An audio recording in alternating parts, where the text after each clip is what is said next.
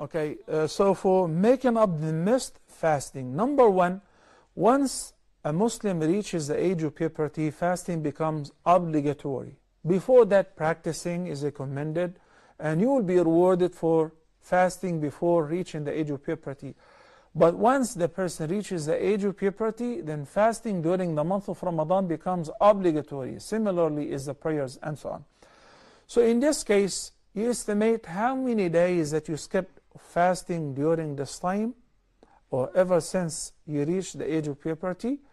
And if you think that it is 2 Ramadans, maybe 60 days, 58 days, 59 days, more or less, in a state of fasting, voluntary fasting, you need to make up those days, because they will not be waived simply because there are too many. If a person used to pray, then he's a Muslim. Then they must fast.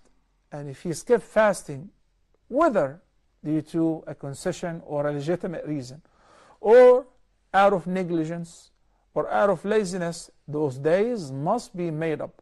It isn't sufficient to give the fidya, because Allah the Almighty prescribed the fidya only for those who cannot afford fasting, such as elders who reach senility, such as people with chronic sickness. They live with it and they are not expected to recover or feel better or be able to fast in the future.